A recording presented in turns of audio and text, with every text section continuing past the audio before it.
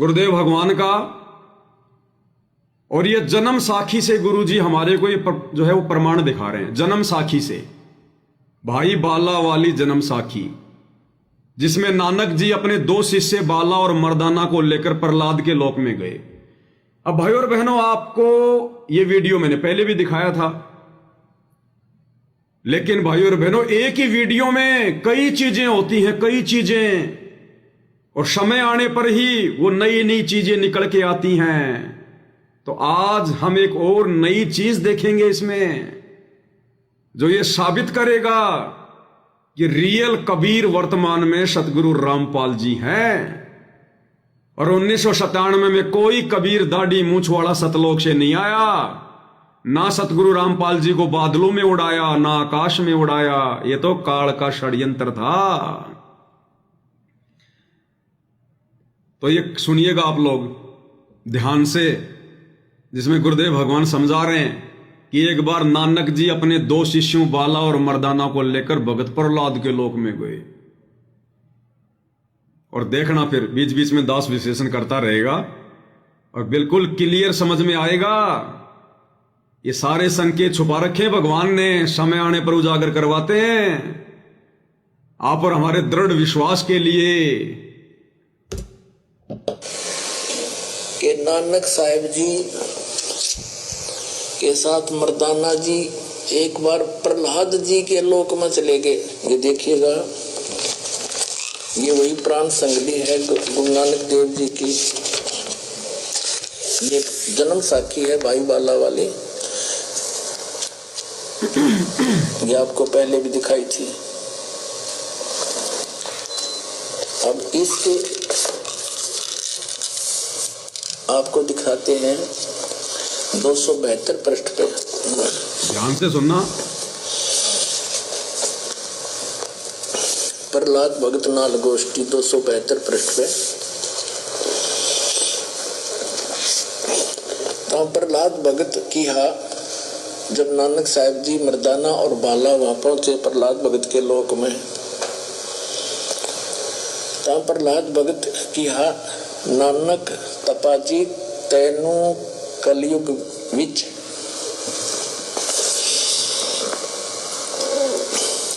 राम जी ने बड़ा भगत कीता है, अतः आपके संजोग आपकी संगति से बहुतियां का उपकार होवेगा। तेरी श्री राम ने वड्डी नदर खोली है, तेरा वड्डा प्रताप होवेगा।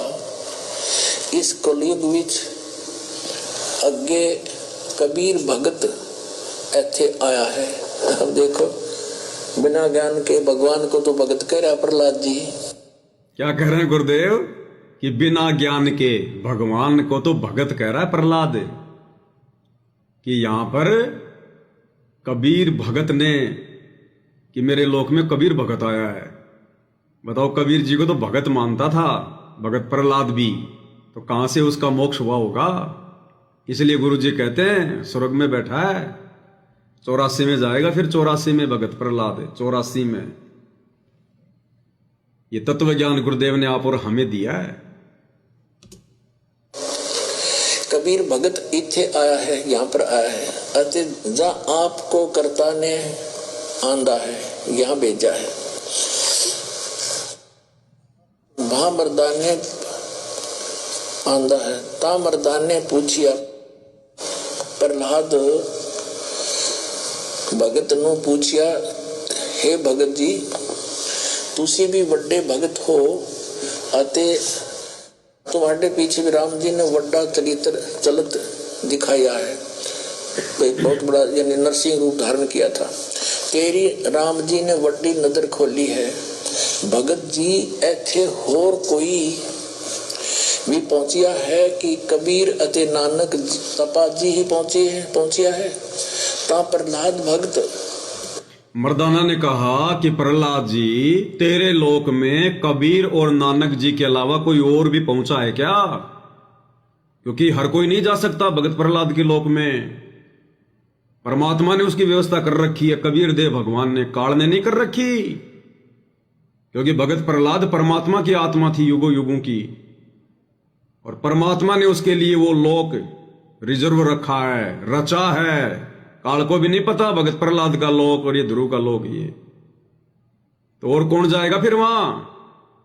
उस कबीर के अलावा दूसरा कौन जा सकता है भगत प्रहलाद के लोक में?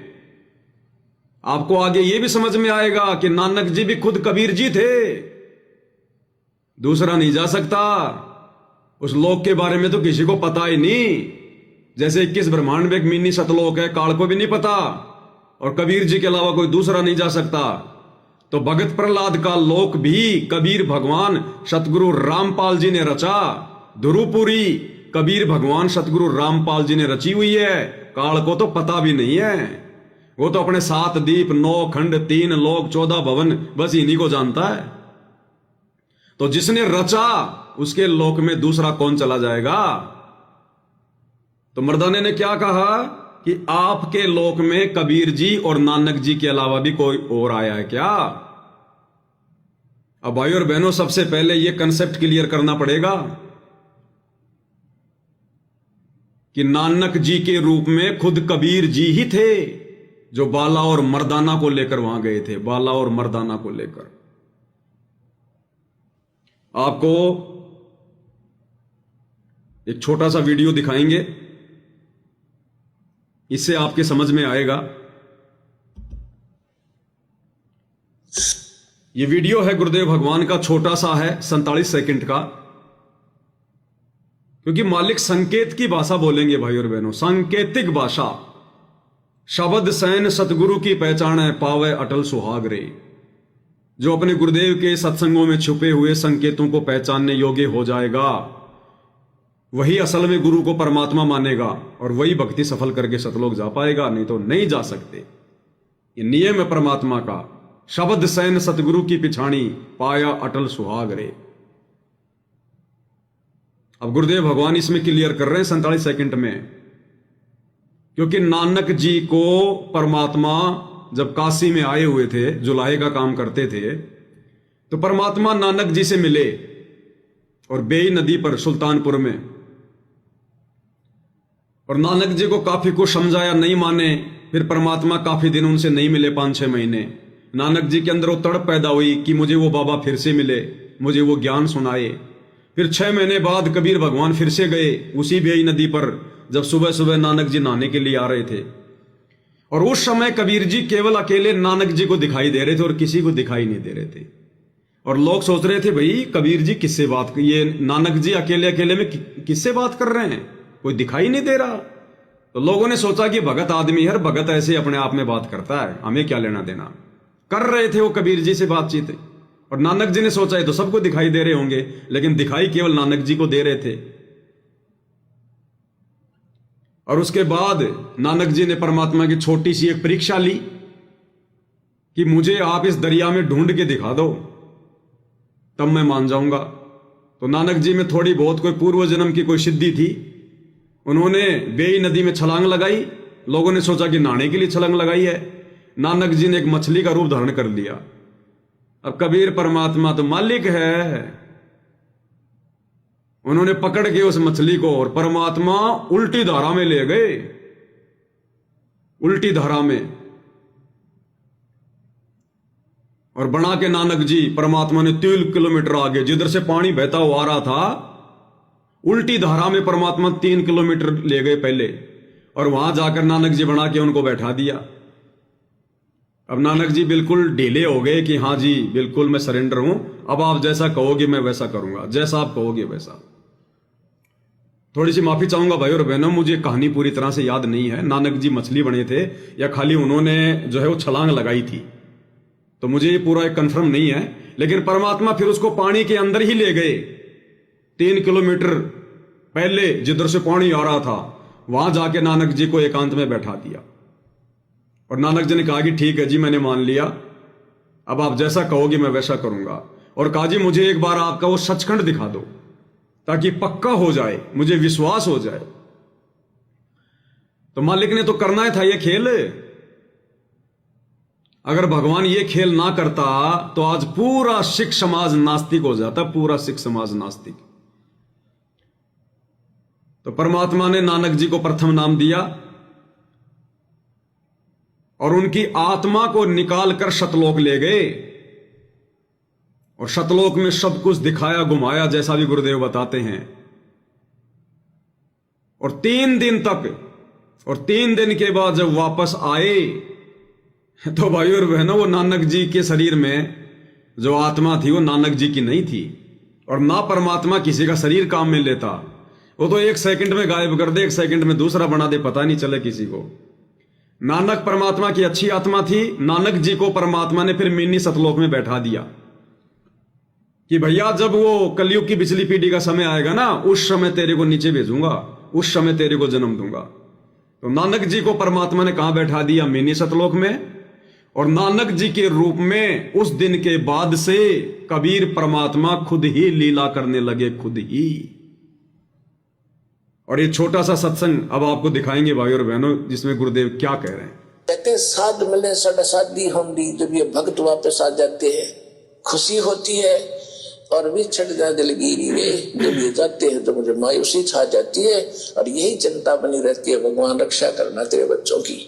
क्योंकि इस संसार के अंदर इस भक्ति पर रखना कोई हास्य खेल नहीं है, जहां लाखों लोग वर्णित करने वाले और एक नानक जी या महापुरुष एक ही होता है एक समय में। बस यही तो पॉइंट था। आपने ध्यान दिया कि नहीं दिया, फिर से सुनाएंगे आपको। गुरुदेव कहते हैं कि सब तो झूठ बोलने वाले, अज्ञान फैलाने वाले, और एक नानक जी अकेले सच बताने वाले। क्योंकि एक समय में महापुरुष एक ही होता है। ये सच ज्ञान बताने वाला, ये मंत्र देने वाला, एक समय में महापुरुष एक ही होता है। एक बार फिर से ध्यान से सुनो भाई और बहनों, ये सूक्ष्म संकेत हैं, सूक्ष्म संकेत। नानक जी या महापुरुष एक ही होता है एक समय में, और वो एक सच्चा ज्ञान दोबारा सुनो। करने वाले और एक नानक जी या महापुरुष एक ही होता है एक समय में। एक नानक जी या महापुरुष एक ही होता है एक समय में। तो बताओ भाई और बहनों, वो एक महापुरुष कबीर जी थे जो काशी में रहा करते थे, या वो सच ज्ञान बताने वाला एक महापुरुष नानक जी थे? क्योंकि गुरुदेव ने क्लियर कर दिया, एक समय में यह सत्य ज्ञान बताने वाला महापुरुष एक ही होता है, एक ही। जबकि उस समय तो 2 थे, क्योंकि नानक जी तो कबीर जी के समकालीन थे।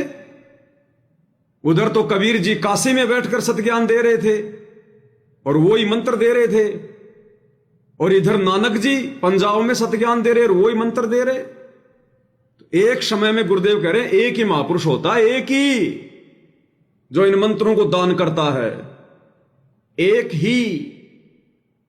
तो वो दोनों एक ही थे, नानक जी नहीं थे। वो कबीर परमात्मा का ही डबल रोल था। अब नानक के रूप में भी सारे खेल भगवान ही कर रहे थे। अन्यथा विचार करो भाई और बहनों, अगर वो नानक वाली ही आत्मा होती, मान लीजिए, चलो कुछ समय के लिए मान लेते हैं कि कबीर परमात्मा ने नानक जी को सतलोक दिखाया और 3 दिन बाद उनके शरीर में उनकी आत्मा को वापस प्रवेश करा दिया, और उसके बाद वो नानक जी ही ज्ञान प्रचार करने लगे, सब कुछ करने लगे। तो कबीर जी अपनी जिस आत्मा को उपदेश देंगे, जैसे नानक जी को उपदेश दिया, फिर सतनाम नानक जी ने बनारस में जाके लिया, फिर वापस अपने पंजाब आ गया। उसके बाद में नानक जी ने कितने चमत्कार किए, हजारों की संख्या में चमत्कार। एक बार बाला और मर्दाना ने कहा, जी हमने वो जगह नहीं देखी जहां पर रामचंद्र जी ने चढ़ाई करी थी, हमें श्रीलंका दिखाओ। तो नानक जी ने कहा अपने बाला और मर्दाना दोनों शिष्यों से कि आंखें बंद करो। उन्होंने आंखें बंद करी, फिर बोले आंखें खोलो। आंखें खोली तो वो तो समुद्र के किनारे खड़े थे। 1 सेकंड में वो पंजाब से समुद्र के किनारे पहुंच गए नानक जी की सिद्धि से। अब बताओ भाई और बहनों, इस कबीर भगवान के मार्ग में एक भगत अपनी सिद्धियों का प्रयोग करेगा क्या? फिर नानक जी का तो नाम ही खंड हो गया था। फिर नानक जी तो मेरी तरह फिर गुरुद्रोही हो गए, क्योंकि नानक जी ने भी फिर अपने भगवान की बात नहीं मानी, अपने गुरु की बात नहीं मानी, क्योंकि ये गुरु तो कभी अपने चेलों को सिद्धियां प्रयोग करने का आदेश ही नहीं देता। और नानक जी तो सिद्धियां प्रयोग करने लग गए, अपनी सिद्धि शक्ति से बाला और मर्दाना को श्रीलंका ले गए, समुद्र पे पानी की तरह उनको चलाया। तो नानक जी तो फिर मेरी तरह गुरुद्रोही हो गए थे।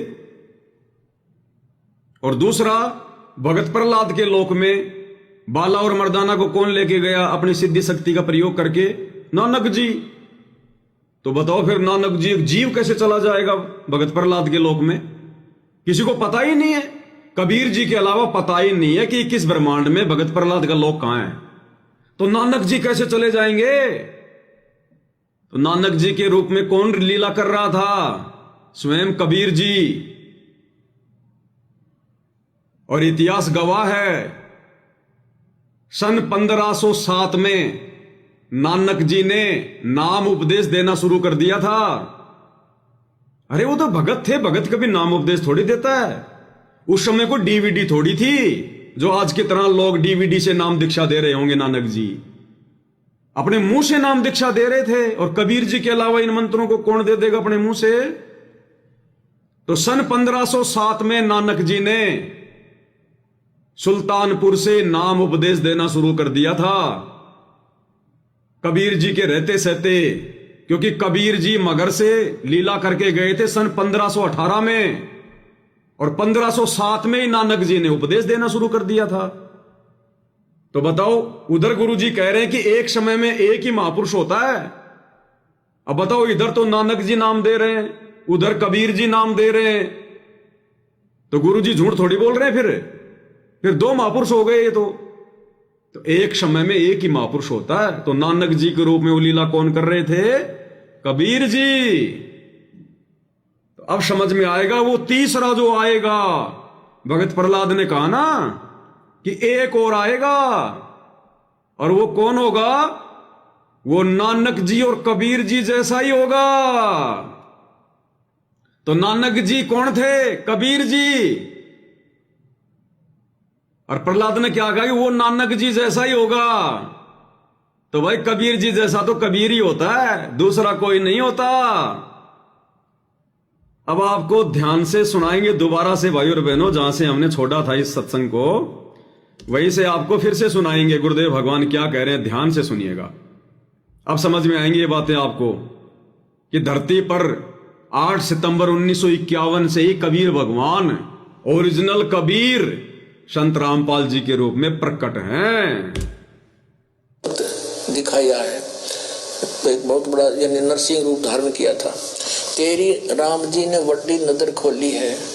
भगत जी ऐथे होर कोई भी पहुंचिया है कि कबीर अते नानक तपा जी ही पहुंचे हैं। मर्दाने ने क्या कहा प्रहलाद से कि भगत जी यहां पर और भी कोई पहुंचा है या कबीर जी और नानक जी आए हैं? तो भगत प्रहलाद अब क्या बोला? है ता प्रहलाद भगत बोलिया, भाई नानक तपे पासों पूछ ले और भी आवसी के ना आवसी, या कोई और आओगा के नहीं आओगा? कोई ता भगत मर्दान ने किया जी तुसी वड्डे भगत हो, अगली ते पिछली सब आपनो सतयुग थी सतयुग तक आदि लेकर मालूम है। जब मर्दाना ने पूछा ना कि यहाँ कबीर और नानक जी के अलावा कोई और भी आ सकता है क्या, कोई और भी आएगा क्या? अब पहली बार तो भाई और बहनों विचार करो, मर्दाना को क्या जरूरत थी ये पूछने की? मैं मर्दाना को क्या आवश्यकता थी ये बात पूछने की भगत प्रहलाद से कि कबीर और नानक जी के अलावा कोई और भी आएगा क्या? ये सतगुरु रामपाल जी भगवान ने जानबूझकर मर्दाना के मुंह से निकलवाया, जानबूझकर, क्योंकि आज परमात्मा इसको प्रमाण के रूप में ले रहे हैं। तो गुरु जी ने जानबूझकर, इस कबीर भगवान ने जानबूझकर मर्दाना के मुंह से निकलवाया। तो मर्दाना ने कहा कि प्रहलाद जी, कबीर जी और नानक जी के अलावा कोई और भी आएगा क्या? तो भगत प्रहलाद ने कहा कि नानक जी से पूछ लो। तो मर्दाना ने कहा कि आप भी तो बड़े भगत हो, आप ही बता दो। तो क्या बता रहा है प्रहलाद? ता प्रहलाद भगत ने कहा कि सुन भाई जी हाँ। क्या कहा प्रहलाद ने? इस जी हा यानी इस जैसा, पंजाबी में जी हा यानी इन जैसा, इस जैसा कोई और होगा वो एथे आवेगा, वो यहां आवेगा, किसके जैसा? नानक जैसा। तो नानक जी किसके जैसे थे? कबीर जी के जैसे, क्योंकि नानक और कबीर दोनों एक ही थे। नानक जी ही कबीर जी की लीला कर रहे थे, कबीर जी नानक जी की लीला कर रहे थे। तो इन जेहा जे कोई और होवेगा तो इत्थे आवेगा। भाई और बहनों, जब मैं छोटा सा था तो मेरे शरीर के जो पिताजी थे वो पंजाब में रहते थे, ठेकेदारी करते थे, वो पटियाला रहते थे, चंडीगढ़। तो हमारा पूरा परिवार चंडीगढ़ रहा करता था। तो मैंने मेरी 6वीं तक की जो शिक्षा है वो सतनाम पब्लिक स्कूल पटियाला में मैंने पढ़ी है। अब उस समय तो मेरे को फुल टू फुल आती थी पंजाबी, लिखना बोलना सारी। लेकिन उसके बाद फिर मेरे पिताजी वहां से आ गए, क्योंकि शराब ज्यादा पीते थे। और शराब के नशे में एक दिन उन्होंने किसी बिहारी को इतना मारा, इतना पीटा, और गधे पर बैठा कर काला मुंह करके गले में चप्पल की माला पहना कर वहां उसका ड्रामा निकाला। अब मेरा पिता वहां पर ठेकेदार था। अब सारे बिहारियों की वहां पर एकता हो गई कि जब तक ये ठेकेदार यहां रहेगा हम इस कंपनी में काम नहीं करेंगे, धागा मिलती। अब सेठ क्या करे, एक आदमी के पीछे सबको तो नहीं करेगा ना। तो फिर उन्होंने मेरे पिताजी से कहा कि ठेकेदार जी अब आप जाओ, आपका समय पूरा हो गया। अब नहीं, अगर मेरे पिताजी को नहीं निकाले हैं तो सारे बिहारी फिर हड़ताल कर देते वो। तो फिर क्या किया, हमारे को फिर वहां से निकाल दिया गया। मेरे पिताजी फिर हम सबको लेकर गांव आ गए।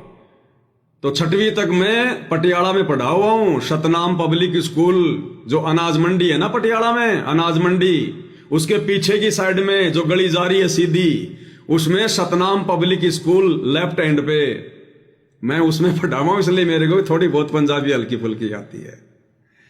तो भगत तो मर्दाने ने कहा कि प्रहलाद जी इत्थे और भी कोई आवेगा।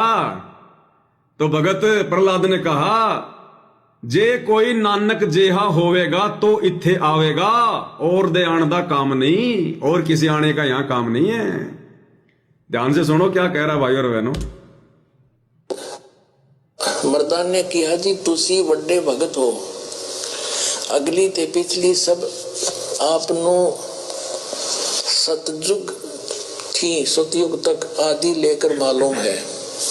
ता प्रहलाद भगत ने कहा कि सुन भाई इस जीहा, इस जेहा, इस जीहा, इस जैसा, नानक जैसा कोई और होगा तो आएगा। यही मेन पॉइंट है, सुन लेना ध्यान से। थी सतयुग तक आदि लेकर मालूम है। ता प्रहलाद भगत ने कहा कि सुन भाई इस जीहा कोई होएगा ता ऐथे पहुंचेगा, यानी नानक जी जैसा कोई होगा या तो यहां पर पहुंचेगा। गुरुजी ने हिंदी में बता दिया, यानी नानक जी जैसा कोई होगा तो यहां पहुंचेगा। और फिर क्या कह रहा है, जब प्रहलाद ने पूछा कि जो आएगा और जो कोई आएगा इन जैसा, वो कौन होगा, किस जाति में होगा, किस वर्ण में होगा, और कौन से शहर में होगा, और कौन सी धरती पे होगा। फिर देखना आप और हमारे सामने सच्चाई कैसे निकल के आएगी कि ओरिजिनल कबीर वो दाढ़ी मूंछ वाला है या सतगुरु रामपाल जी 8 सितंबर 1951 से हैं। होरस दा ऐथे पहुंचण दा काम नहीं, और किसी दे ऐथे पहुंचण दा काम नहीं। प्रहलाद कह रहा है और किसी दा ऐथे पहुंचण दा काम नहीं, यानी और किसी का यहां पहुंचने का काम नहीं है। केवल नानक जी और इससे पहले आए कबीर जी, और जो इनके जैसा होगा वही आएगा। और आगे वड्डे वड्डे भगत होए हन अते होणगे, पर पहुंचिया कोई नहीं। प्रहलाद जी कह रहे और भी बड़े बड़े भगत हुए हैं और आगे भी होंगे, लेकिन और किसी के मेरे लोक में पहुंचने का काम नहीं है, क्योंकि वो कबीर परमात्मा का रचा हुआ लोक है, और कबीर परमात्मा भिन्न भिन्न रूप बना के वहां जा सकते हैं, दूसरा नहीं। फिर मर्दान ने पूछिया, अब देखना पहचान, वो कद होए सी और किते नेड़े जुग विच होसी, यानी वो कब होसी और को नेड़े तेड़े होगा या नजदीकी होसी। ता प्रहलाद भगत किया सुन भाई कलयुग विच होएगा और जद नानक तपा सचखंड जावेगा तो उस तो पीछे जब नानक सचखंड जावेगा उसके बाद होएगा। तो सचखंड भाई कबीर जा सकता है। इस कलयुग की बिचली पीढ़ी के अलावा आज से पहले केवल कबीर ही आता है, कबीर ही जाता है सचखंड, दूसरा कोई नहीं जा सकता। एक शब्द सुना होगा ना अपने गुरुदेव का, कोई है रे परले पार का जो शब्द कहे झनकार का, कोई है रे परले पार का जो शब्द कहे झनकार का। वो शब्द सुनेंगे भाई और बहनों एक बार हम गुरुदेव के मुख कमल से, तब हमें समझ में आएगा, क्योंकि हमने तो समझना है। तो भगत प्रहलाद ने क्या कहा कि नानक जी के सचखंड जाने के बाद आएगा। अब नानक जी सचखंड नहीं गए, वो नानक जी के रूप में जो कबीर जी थे केवल वही सचखंड गए थे 650 साल पहले मगर से, या फिर नानक के रूप में जो परमात्मा लीला कर रहे थे उसी प्रकार से फिर नानक जी गए थे, यानी कबीर जी नानक जी के रूप में गए थे सचखंड। उनका शरीर भी अंत में फूलों में तब्दील। आपको एक शब्द के माध्यम से सुनाते हैं, फिर ये बातें हमारी समझ में आएंगी और अच्छे से।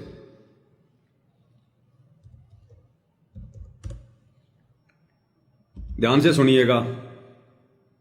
इस शब्द में लास्ट में, ये 5 मिनट का है, इस शब्द के लास्ट में यही निर्णय निकलेगा कि आज तक, यानी सतयुग से लेकर कलयुग की बिचली पीढ़ी आने तक एक कबीर के अलावा कोई भी सचखंड नहीं जाता।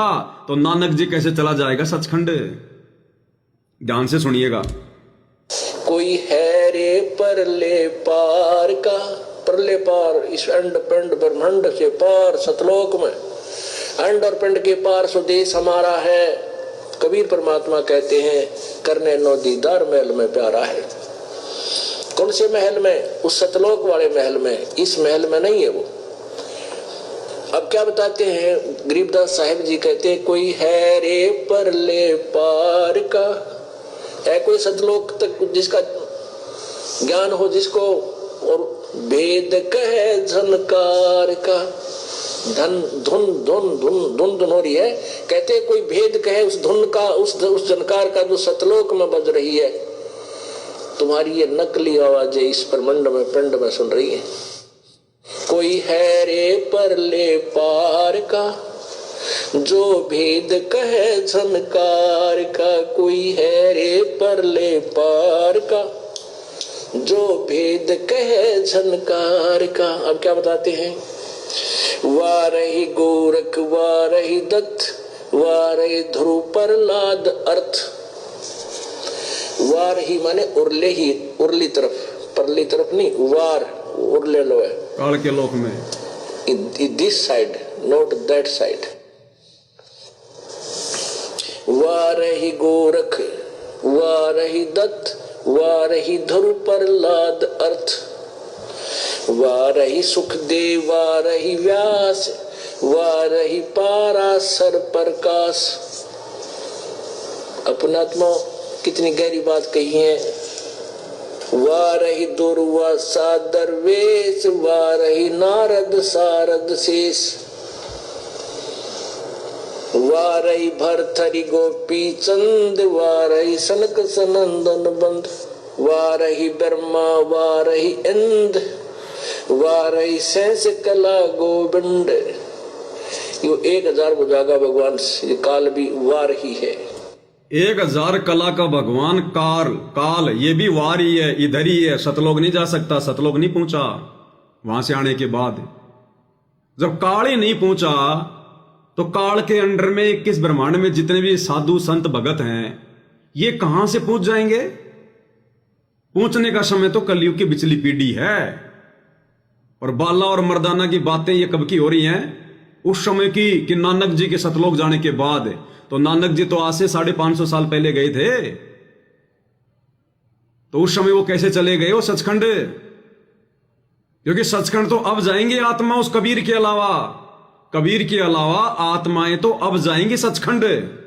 तो नानक जी अगर आत्मा होती तो 550 साल पहले कैसे सचखंड चली जाती। तो नानक जी के रूप में कबीर जी थे। आगे सुनिए, लास्ट में परमात्मा इसका निष्कर्ष देंगे कि केवल कबीर जी गए हैं और कोई नहीं गया। वारही शिव शंकर जो संब, वारही धर्म राय आरंभ, वारही धर्म राय धर धीर, परम धाम पहुंचे कबीर। ऋग्वेद साम अथर्वण वेद, परम धान नहीं लहा भेद। अलल पंख अगाध भेव, जैसे कुंजी सुरती सेव। वार पार थे हान था, गरीब दास निर्गुण निगाह। अब क्या बताते हैं, सुनिए। कोई हैरे परले पार का जो भेद कहे जनकार का, वो वास्तविक धुन को बतावे। है कोई आओ मेरे सामने। जब कहते धुन धुन देखी धुन सुनी, इस शरीर में जो तुम्हें दिखाई देता है और जो सुनता है वो काल तक का है। दृष्टि पड़े सुफना है धर अंबर कैलाश, वो या कृत्रिमबाजी झूठ है तुम सुरत समो श्वास। श्वास में सुरत समोने का अर्थ है जो मंत्र आपको दिया श्वास विश्वास का, उसमें ध्यान से सिमरण करते रहो, इससे पार हो गए। वार ही गोरख, गोरख जैसे नाथ भी उधर ही उरली साइड में है, पार नहीं हुए। और वार ही दत्त, दत्तात्रेय जैसे भी ये उरली ओड भी है, ये पार नहीं हुए। वार ही धरु प्रहलाद, अर्थ धरु और प्रहलाद भी पार नहीं, इनकी जन्म मृत्यु होती है। अब यहां चक्कर में पड़ जाते हैं, वह कमाल की बात है। ये तो इनको तो भगवान मिल गए थे। अरे भगवान 120 वर्ष का रह के चले गए, सब न मिल लेते, कौन सा पार हो गया। भगवान के मिलने से पार नहीं होती, भगवान के द्वारा बताएगी भक्ति से, भक्ति धनी होकर के हम सतलोक जा सकेंगे। वार ही सुखदेव, वार ही व्यास, सुखदेव ऋषि भी वार ही, क्योंकि ये स्वर्ग लोक तक गया, विष्णु के लोक तक गया, और व्यास भी उर्ली तरफ ही है। और वार ही पाराशर प्रकाश, पाराशर जैसे ऋषि भी यही रहे।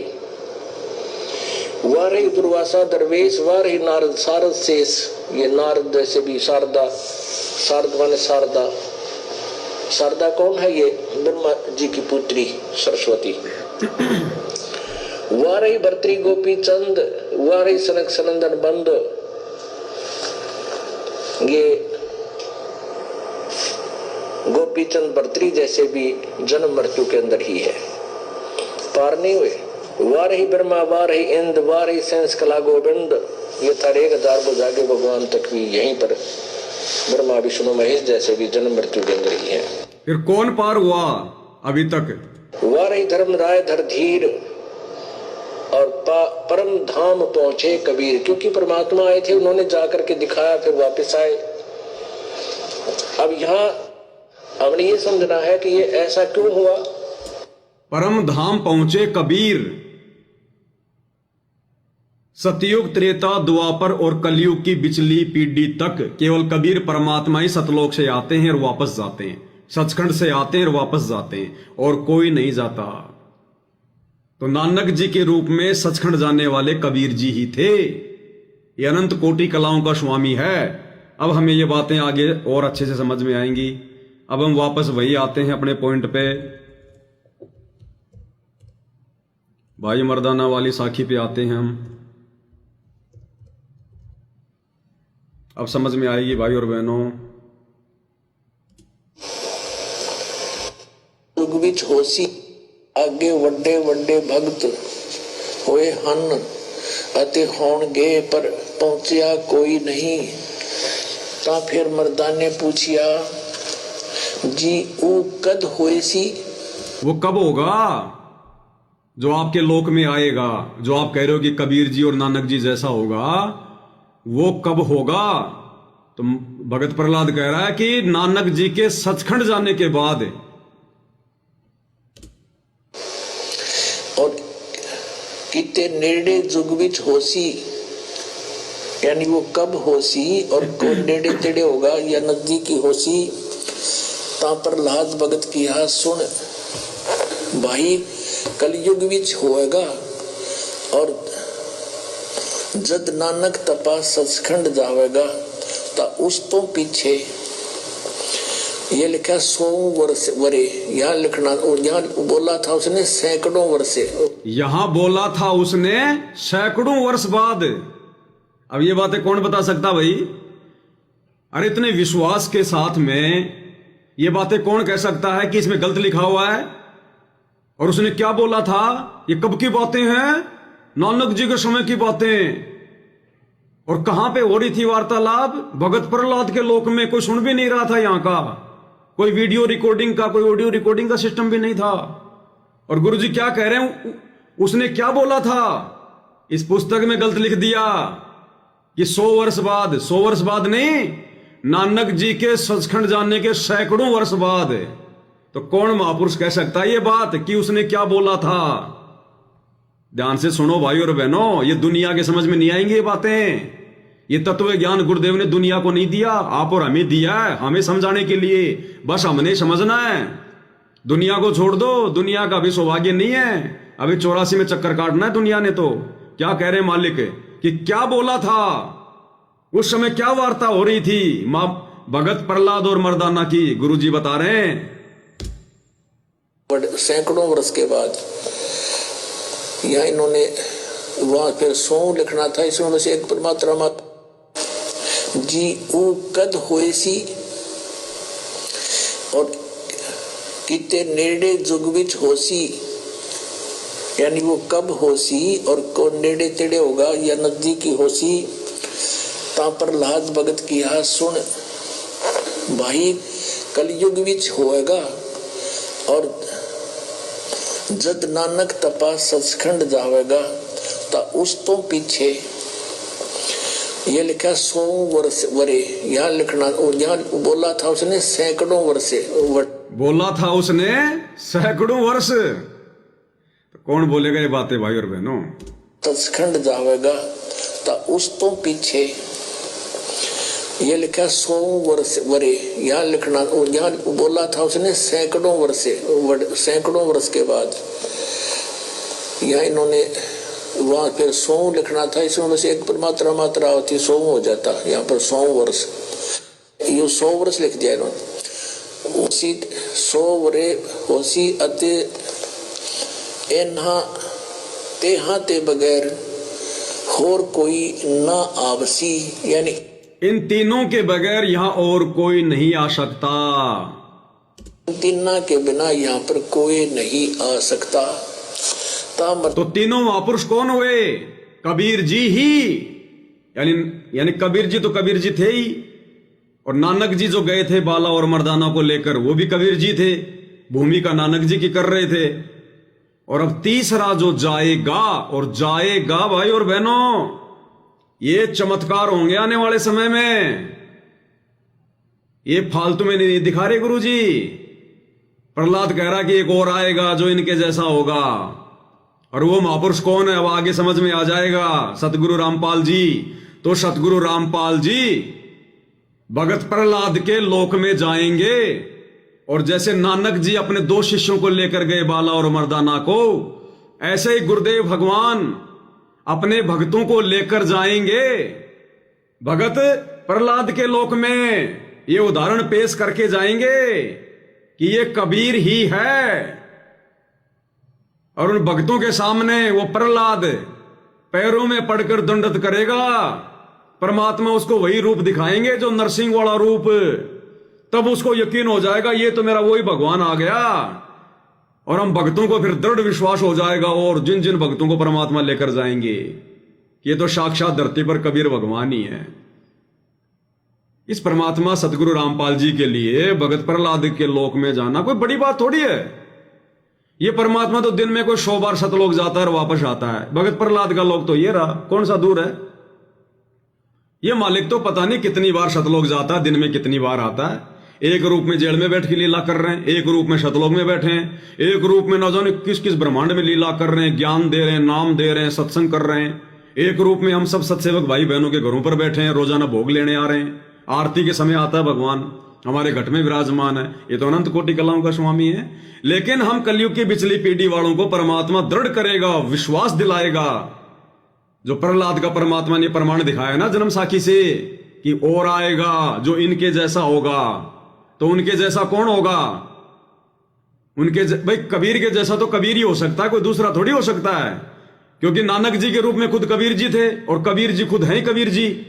और जो तीसरा होगा वो इनके जैसा होगा, यानी वो भी कबीर जैसा होगा। तो कबीर जैसा दूसरा नहीं होता, कबीर ही होता है। तो परमात्मा प्रहलाद के लोक में भी जाएंगे। और एक भाई ने जो कमेंट्स किया है, नरेंद्र जी ने, कि अगर उन तीन के अलावा कोई और नहीं जा सकता तो फिर बाला और मर्दाना क्यों गए? फिर वो कैसे पूछ गए? अरे उनको तो ले जाया गया है। वहां पूछने का मतलब है अपने खुद की सिद्धि शक्ति से, अपने खुद के दम पर, अपने खुद के बलबूते पर इन तीन के अलावा कोई और नहीं आ सकता। जबकि बाला और मर्दाना तो अपने गुरु जी के सहारे गए थे। जैसे सदगुरु रामपाल जी ना जाने कितने भक्तों को ले जाएंगे, किन किन आत्माओं पे परमात्मा दया करेंगे। और कोई नहीं आ सकता इन तीन के अलावा। इसका मतलब है अपनी खुद की सिद्धि शक्ति से।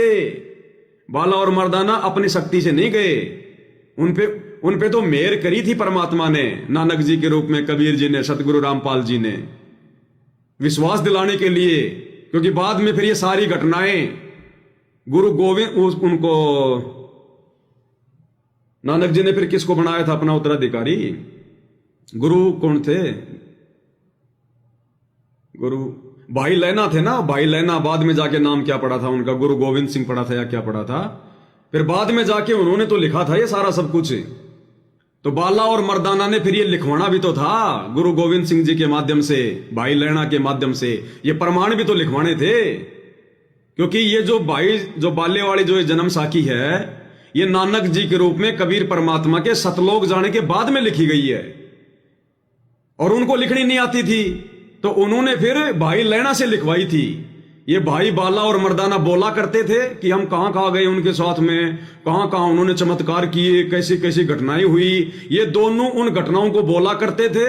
और नानक जी जिसे अपना उत्तराधिकारी बनाकर गए थे, वो फिर उनको लिखा करते थे। तो फिर परमात्मा ने लिखवानी भी तो थी भाई, इसलिए उन दो आत्माओं को अपने साथ लेकर गए थे। और वो अपने गुरु जी के सहारे गए थे, नानक जी के सहारे, अपनी खुद की सिद्धि शक्ति से नहीं गए वो। अब ऐसे तो गुरु जी चाहे लाखों को ले जाएं, लेकिन अपनी शक्ति के सहारे केवल ये तीन ही आ सकते हैं। भगत प्रहलाद ने कहा और कोई नहीं आ सकता। दो तो आ लिए, और तीसरा जो इनके जैसा होगा, तो उनके जैसा तो वही होगा। तो अब ये गुरु जी की मर्जी है, गुरु जी किन किन आत्माओं पे दया करेंगे, उनके दृढ़ करेंगे परमात्मा और लेकर जाएंगे। और परमात्मा सहशरीर लोगों को ऐसी दिखाई देंगे, ऐसी वो दृष्टि देंगे भगवान, ताकि नीचे वालों को भी विश्वास हो। जैसे परमात्मा मगर से गए थे, लोगों को दिव्य दृष्टि दे दी, ऊपर जाते दिखाई दे रहे थे कि देखो रे पंडितो, तुम कह रहे थे कि मगर में मरने वाला तो गधा बनेगा, देख मैं तेरा स्वर्ग भी पार कर गया, तेरे स्वर्ग से ऊपर जा रहा हूं। उन्होंने अपने वो पतड़े वतड़े जंतर मंत्र खोल के देखे, हक्का बक्का रह गए। तो ये भगवान ऐसे ऐसे उदाहरण पेश करके जाएगा कलयुग की पिछली पीढ़ी में, सतगुरु रामपाल जी। तब दुनिया हजारों साल इनकी भक्ति करेगी, ऐसे कोई नहीं करने वाला। तो क्या कहा, ध्यान से सुनिएगा। 100 हो जाता, यहाँ पर 100 वर्ष, ये 100 वर्ष लिख दिया इन्होंने। उसी 100 वरे होसी अते एन्हा तेहा ते बगैर और कोई ना आवसी, यानी इन तीना के बिना यहाँ पर कोई नहीं आ सकता। ता मर्दाने ने पूछिया, अब सुनो आगे और विश्वास बढ़ेगा। फिर मर्दाने ने पूछा, वो किस जाति में होगा, किस वर्ण में होगा, किस धरती पर आएगा। ध्यान से सुनना भाई और बहनों, कंसेप्ट क्लियर होंगे। ये जो 3D फिल्म बनाई गई है सतलोक आश्रम वालों के द्वारा, संत और परमात्मा का अद्भुत मिलन, ये काल का भयंकर षड्यंत्र, महाझूठ। और 1997 में ना सतलोक आश्रम वालों के अनुसार जो कबीर जी सतलोक से आकर संत रामपाल जी के रूप में लीला कर रहे हैं, वो कबीर असली है। या 8 सितंबर 1951 को गांव धनाना में प्रकट हुए सतगुरु रामपाल जी रियल कबीर हैं।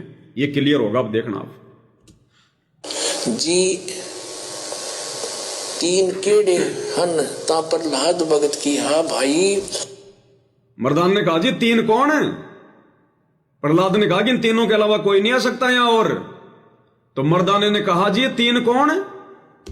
आगे कबीर होया है ते हुण नानक तपा हुआ है अते फिर ऊ होसी। ता मर्दान ने पूछिया जी कबीर जुलाहा होया ते नानक खत्री होए अते जी ऊ किस वर्ण होएगा? अब भगत मर्दाने ने पूछा कि आप जिन तीन का जिक्र कर रहे हैं ना, तो कबीर जी तो जुल्हा जाति में हुए थे, नानक जी जो है वो खत्री जाति में हुए थे। अब जो तीसरा होगा, जो तीसरा आएगा, जो आप कह रहे हो कि इनके जैसा होगा वो तीसरा, वो किस जाति में होगा, किस वर्ण में होगा? किस वर्ण विच होएगा यानी किस जाति से होएगा, ते किस धरती पर होएगा होसी और केड़े शहर ता प्रहलाद भगत किहा भाई पंजाब की धरती ते। नोट करना भाई और बहनों, दिमाग में तीन चीजें डाल लेना। ये तो भगत प्रहलाद ने क्या कहा कि भाई पंजाब की धरती ते, यानी वो जो तीसरा आएगा ना वो पंजाब की धरती पे आएगा। दोबारा सुन लो। पर होएगा होसी और केड़े शहर ता प्रहलाद भगत किहा पंजाब की धरती पे और जाट जाति में, और उसका प्रचार क्षेत्र होगा बरवाड़ा। बरवाड़ा, ये तीन चीजें ध्यान रखना। पंजाब की धरती पे आएगा वो तीसरा, जाट जाति में आएगा, और उसका प्रचार प्रसार क्षेत्र होगा बरवाड़ा। ये तीन चीजें ध्यान रखना, फिर समझ में आएगा ओरिजिनल कबीर कौन है, वो दाढ़ी मूंछ वाला या सतगुरु रामपाल जी। भाई पंजाब की धरती ते पंजाब और वर्ण जाट जट वर्ण होगा यानी जाट जाति में होगा। और कहाँ आएगा?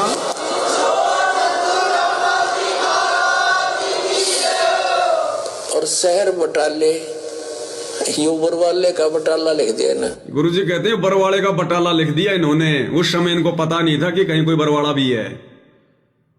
इन लिखने वालों ने सोचा कि बरवाड़ा तो कहीं है नहीं, और यहां तो बरवाला लिखा हुआ है, तो उन्होंने फिर उसका बटाला कर दिया, क्योंकि बटाला नाम का शहर उस समय पंजाब में था।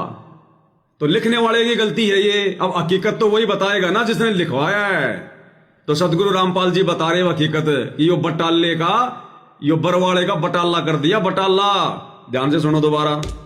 यानी किस जाति से होएगा, ते किस धरती पर होएगा होसी और केड़े शहर ता प्रहलाद भगत किहा भाई पंजाब की धरती ते और वर्ण जाट जट वर्ण होगा यानी जाट जाति में होगा।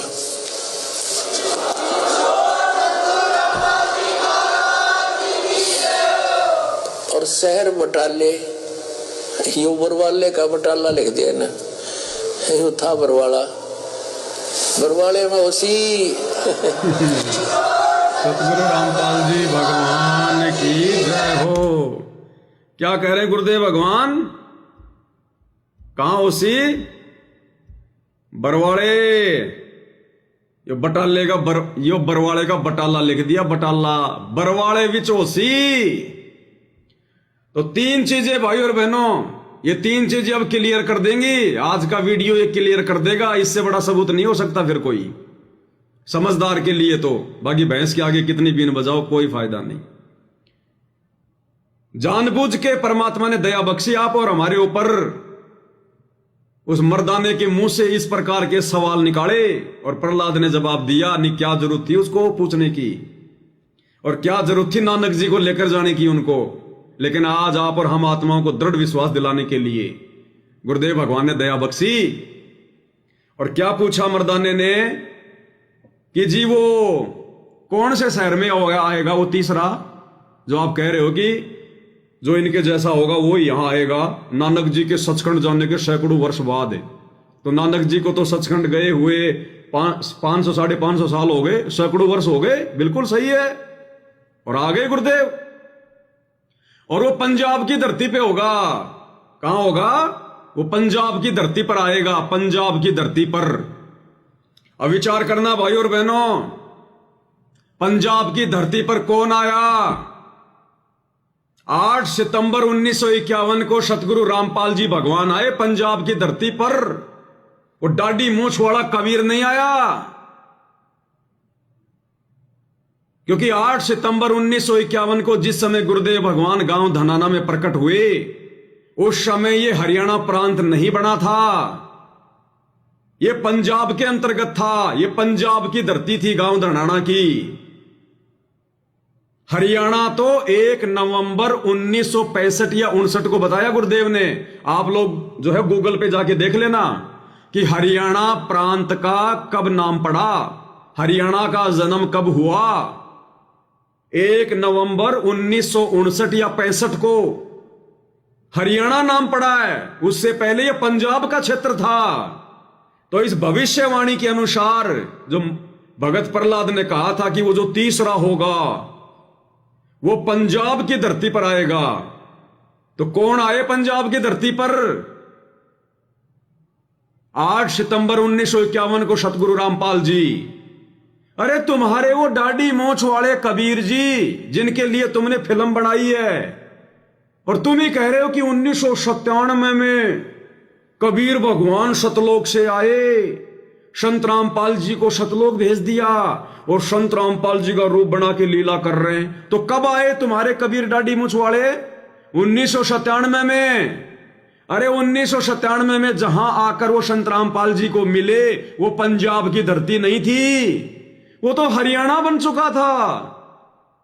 1965 में ही हरियाणा बन गया था। और तुम्हारे डाडी मूछ वाले कबीर आए 1997 में। तो इस भविष्यवाणी के अनुसार वो तुम्हारा कबीर तो फैल है, वो महापुरुष नहीं है जिस महापुरुष के लिए भगत प्रहलाद ने भविष्यवाणी करी, लिखवाया, बताया कि वो पंजाब की धरती पर आएगा। तो तुम्हारा डाडी मोछ वाला कबीर तो 1997 में हरियाणा की धरती पर आया। पंजाब की धरती पर कौन आया? संत रामपाल जी आए। ये है वो महापुरुष, स्वयं कबीर देव। फिर दूसरा क्या पूछा गया? वो किस जाति में आएगा, यानी किस जाति में होगा? पंजाब की धरती पे तो आएगा, ठीक है, किस जाति में आएगा?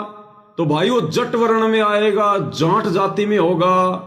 तो 8 सितंबर 1951 को जाट किसान के घर पर प्रकट होने की लीला किसने की? सतगुरु रामपाल जी ने। अरे तुम लोगों को तो यह भी नहीं पता कि 1997 में तुम्हारा जो कबीर जी आया था सतलोक से, वो किस जाति में था, उसकी जाति क्या थी? तुम्हें तो पता ही नहीं उस कबीर की क्या जाति थी। और भगत प्रहलाद कह रहा वो तो जाट जाति में आएगा। तो जाट जाति में 8 सितंबर 1951 को रियल कबीर सतगुरु रामपाल जी आए, या 1997 में सतलोक से चलकर तुम्हारे डाडी मूछ वाले कबीर आए? दोनों बातें परम सत्य। तीसरी बात, केड़े शहर विच होगा, कौन से शहर में होगा, उसका प्रचार प्रसार क्षेत्र क्या होगा? तो प्रहलाद ने कहा कि बरवाड़ा। लिखने वालों ने बटाला लिख दिया, इनकी मूर्खता है। हकीकत बता दी गुरुजी ने, बरवाड़ा। तो बरवाड़े को अपना प्रचार प्रसार क्षेत्र किसने बनाया? बताओ किसने बनाया? अरे जिस समय तुम्हारे कबीर जी आए थे दाढ़ी मूछ वाले 1997 में, तो तुम्हारे कबीर ने तो फिर 2000 में करोथा आश्रम बनाया, करोथा में प्रचार प्रसार किया तुम्हारे कबीर ने तो। और बरवाड़ा में किसने किया? सतगुरु रामपाल जी ने किया। क्योंकि प्रहलाद कह रहा है कि वो ही जो पंजाब की धरती पर आएगा और जाट जाति में आएगा, उसका प्रचार प्रसार क्षेत्र बटाला बरवाला होगा। तो तुम्हारे कबीर जी 1997 में आए थे, उन्होंने तो फिर करोथा आश्रम में प्रचार किया। तो भविष्यवाणी के अनुसार तो वो फेल हो गया। तो कौन हुआ रियल कबीर? भाई और बहनों, ये अमरवाणियां दी हैं हमें गुरुदेव ने, छांट छांट के अमरवाणियां, छांट छांट के नित्य नियम में। गरीबदास जी की 24,000 वाणियों में से हमारे को छांट छांट के दिए हैं। ये बहुत इंपॉर्टेंट वाणियां हैं। साहिब से सतगुरु भय, सतगुरु से भय संत, और धर धर वेश विशाल अंग, ये खेल है आदि और अंत। यानी ये परमात्मा खुद ही सारे खेल खेलता है। फिर कहते हैं साहिब से सतगुरु भय, सतगुरु से भय साध। और ये तीनों अंग एक हैं, गति कुछ अगम अगाध। यानी वो कबीर भगवान जो सतलोक में बैठा है साहिब रूप में, वो खुद ही सतगुरु बन के आता है। साहिब से सतगुरु भय, तो सतगुरु की भूमिका किसने निभाई? गरीबदास जी के 12वें पंथ में आकर 17 फरवरी 1988 को वो साहिब सतलोक से चलकर गांव धनाना में पंजाब की धरती पर 8 सितंबर 1951 को जाट वर्ण में प्रकट हुआ। इस भविष्यवाणी के अनुसार एक आम व्यक्ति की भूमिका की उन्होंने। फिर 17 फरवरी 1988 को 12वें पंथ में प्रवेश किया अपनी वाणी के अनुसार कि 12वें पंथ हम ही चलावें, सब पंथों को मिटाकर एक पंथ चलावें। 12वें पंथ में प्रवेश किया और फिर मुंह बोला गुरु बनाया आदरणीय रामदेवानंद जी को। और 1994 में फिर नाम दीक्षा देना शुरू किया। सतगुरु की भूमिका में आए। साहिब से सतगुरु भय और सतगुरु से भय संत। और क्या कहला रहे हैं? संत रामपाल जी, संत रामपाल जी। अरे ये तो 1994 से संत रामपाल जी कहला रहे हैं। तो तुम्हारा कबीर तो आया 1997 में, उससे पहले तो संत की भूमिका संत रामपाल जी निभा रहे हैं। तुम्हारे कबीर दाढ़ी मूंछ वाले ने तो 1997 में संत रामपाल जी का रूप धारण करके संत नाम कहलवाया, जबकि ओरिजिनल कबीर तो 8 सितंबर को ही आ गए और 1994 से उपदेश देकर अपना 13वां कबीर पंथ चलाकर संत की पदवी लेकर बैठे थे कि साहिब से सतगुरु भय, सतगुरु से भय संत। और धर धर वेश विशाल अंग, वो खेल है आदि और अंत। तो भाई और बहनों, इस बहम में मत रह जाना। ये सबसे बड़ी गलती होगी हमारी, सबसे बड़ी गलती। अगर हमने अपने गुरु को मानुष मान लिया तो इस प्रकार के काल प्रेरित वीडियो देख देख कर काल इन सतलोक आश्रम वालों के, गुरु जी के परिवार वालों के सिर पर बैठा है, सिर पर अजगर की तरह लपेटा लगा के, और दिन रात आत्माओं को भ्रमित कर रहा है। ये जो 25 मिनट का वीडियो इन्होंने बनाया, जो बकवास, ये मां झूठ है, मां झूठ। आने वाला इतिहास, आने वाले भगत, इन आश्रम वालों को, गुरु जी के परिवार वालों को, इन कोऑर्डिनेटरों को, जो अपने बच्चे पालने के चक्कर में, चंद पैसों के लालच में ये सच को सच नहीं कह रहे। महाभारत के भीष्म पिता द्रोणाचार्य और उस करुण की तरह मूक बधिर बन के बैठे हैं, गूंगे बन के बैठे हैं। इनका दुर्वासा की तरह बक्कल उतरेगा, बक्कल, जो सच को सच नहीं कह रहे। आज ये कैसी दुर्गति हुई थी उनकी महाभारत में, ये आने वाले समय में पता चलेगा। तो ये रियलिटी है भाई और बहनों, गुरुदेव के सत्संग ही सार है।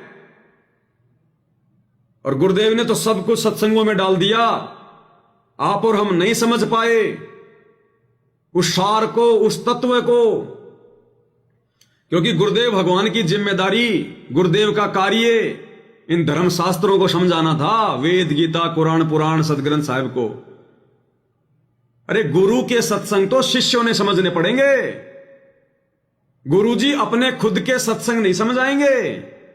गुरुजी ने सत्संग केवल इसलिए किए उन धर्मशास्त्रों को समझाने के लिए, और धर्मशास्त्रों को समझाते समझाते वो क्या बन गए? सत्संग।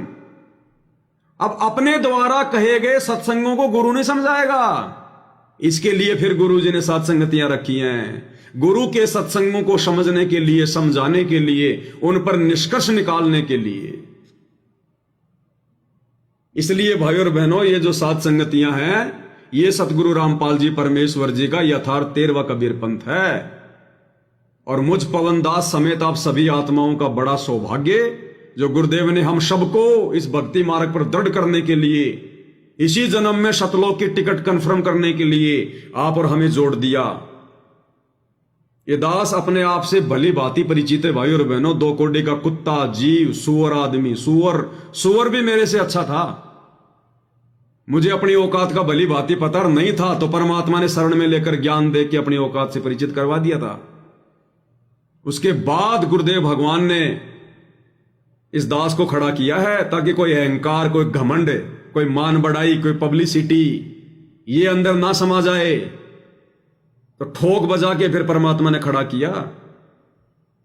इसलिए दास अपनी औकात से भली भांति परिचित है, मेरा इसमें कोई श्रेय नहीं है, कोई योगदान नहीं है। हर कलयुग की बिचली पीढ़ी में परमात्मा किसी न किसी को तो खड़ा करते ही है। इनका तो यही सिस्टम है, यही रूल होता है।